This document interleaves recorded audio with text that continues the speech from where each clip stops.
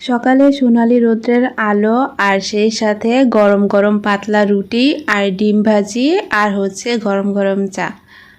আর সেই সাথে আজকে তোমাদের সাথে শেয়ার করব আমি আমার কিচেনটাকে একটাই মাত্র জিনিস দিয়ে কিভাবে এত সুন্দর ঝকঝকে করে রাখি। আসসালামু আলাইকুম, কেমন আছো তোমরা সবাই? আলহামদুলিল্লাহ, আমরা সবাই ভালো আছি। আজকে অনেকটা সময় নিয়ে রুটিগুলোকে একেবারে পাতলা করে বানিয়েছি, কারণ পাতলা করে রুটি বানালে আমার কাছে ভালো লাগে, সেজন্য। আর ডিম পোস্ট করে নিয়েছি। আজকে আসলে ছেলে স্কুলে যায়নি, ও শরীরটা বেশি একটা ভালো ছিল না, তাই আস্তে আস্তেই কাজগুলো করে নিচ্ছিলাম। আর এ তো ওরা এখনও ঘুমাচ্ছে, আমি সেজন্য নাস্তাটা করে নিয়েছি। একটা তো হালকা পাতলাভাবে একটু ডিম দিয়ে খেয়ে নিয়েছি, আর একটা খাচ্ছি চা দিয়ে। আমার এভাবে রুটি পরোটা চা দিয়ে কিন্তু খেতে ভালো লাগে, আমার মনে হয় অনেকেই এটা পছন্দ করে।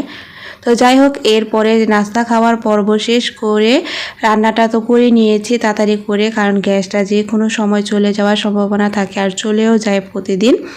তো সেজন্য আগে আজকে রান্নাটা শেষ করে নিয়েছি, আর এখন কিচেনটাকে আমি একটু গুছিয়ে নিচ্ছি। তো এখানে আমার প্রতিদিনের যে মশলাগুলো প্রয়োজন হয় সেগুলোই আমি আসলে এখানে রাখি, এটা আমরা নিজেরাই বানিয়ে নিয়েছিলাম।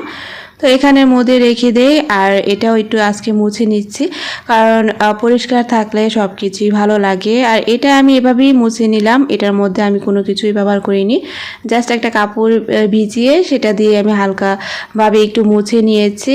আর সাথে এখানে যে তেলের বোতলগুলো রাখা হয় সেখানটাও আমি একটু ভালো করে মুছে নিয়েছি। এটা প্রতিদিনই করি, তারপরও এখন যেহেতু রান্নাবান্না শেষ একটু গুছিয়ে রাখবো, তো সেজন্য আমি আবারও মুছে নিলাম।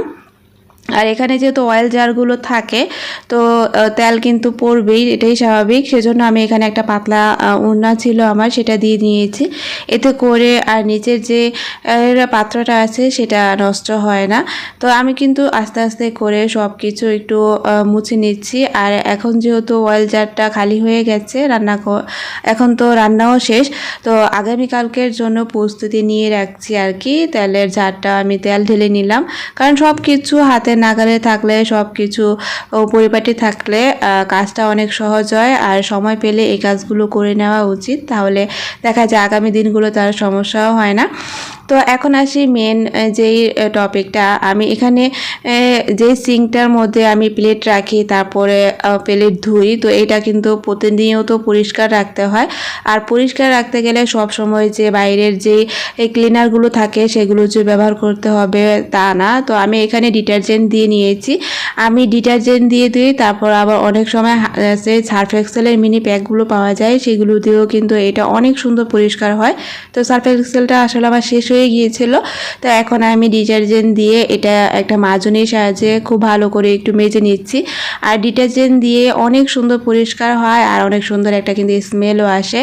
আর সিঙ্কটা এখানে যেহেতু আমি সব কিছু ধুয়ে রাখি পানি ঝরানোর জন্য, তো সেজন্য আমার এটা সব সময় পরিষ্কার রাখতে হয়। আর খাবার প্লেট তারপর সব কিছু যেহেতু এখানে রাখা হয়, তো আমার কাছে মনে হয় যে এটা পরিষ্কার থাকাটা সবচেয়ে বেশি জরুরি। তো সেজন্য আমি প্রতিদিনই এটা পরিষ্কার রাখি। আর পরিষ্কার জিনিস তো সব সময় ভালো লাগে, সেটা আমি সব সময় বলি। আর এই তো দেখো পরিষ্কার করার পর কতটা সুন্দর লাগছে, কিছুই ব্যবহার করিনি, শুধুমাত্র একটু ডিটারজেন্ট দিয়েছি, ব্যাস পরিষ্কার হয়ে গেছে। আমাদের মতো মধ্যবিত্তদের তো ডিটারজেন্ট ছাড়া তেমন কিছু খুব সহজে আনা হয় না। তো যাই হোক, আর এদিকে দেখো আজকে একেবারে সিম্পল রান্নাবান্না, চিংড়ি মাছ আলু দিয়ে টমেটো দিয়ে রান্না করেছি, আর গাছের সবজি রান্না করেছি এখানে মাছ দিয়ে। আর এটাও নিজেদের গাছের লাউ শাক রান্না করেছি হচ্ছে শিং মাছ দিয়ে। তো এই হচ্ছে রান্নাবান্না, অল্প মানুষের জন্য অল্প রান্নাবান্না। আর এগুলোই দেখা যায় যে রাত্রে খাওয়ার পরও থেকে যায়, খুব বেশি রান্নাবান্না কখনো তেমন একটা আমার করা হয় না, আর করলেও দেখা যায় পরবর্তী সময় সেগুলো নষ্ট হয়। তো এই ছিল আমার একেবারে সিম্পলভাবে কিচেনটাকে পরিষ্কার করে রাখার পদ্ধতি আর কি।